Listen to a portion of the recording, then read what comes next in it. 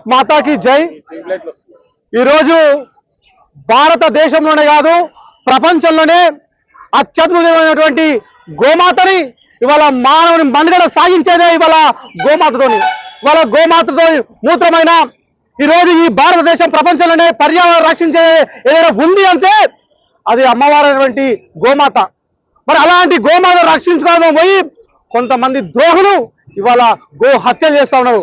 వాటన్నింటిని రక్షించాలంటే, వాటన్నిటిని అరికట్టాలంటే, ఈ హిందువుల ధర్మము కాపాడాలంటే, భారతదేశంలో ఉన్నటువంటి గోమాత సంరక్షణ జరగాలంటే గోమాతని జాతీయ జంతువుగా ప్రకటించాలని మా గురుస్వామి, మా బాలకృష్ణ గురుస్వామి గత 4 నెలల నుంచి జమ్మూ కాశ్మీర్ నుంచి మొదలు పెట్టుకుంటే కన్యాకుమారి వరకు సుమారు 4600 కిలోమీటర్లు పాదయాత్ర చేసుకున్నా వస్తున్నటువంటి గురుస్వామికి స్వామి మీకు వందనం. మీలాంటి ధైర్యం ఎవ్వరు లేరు. మేమందరం అండంగా ఉంటాం.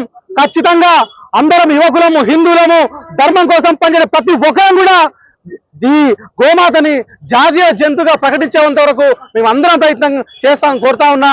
జై హింద్, జై భారత్, జై గోమాత, జై గోమాత, జై గోమాత.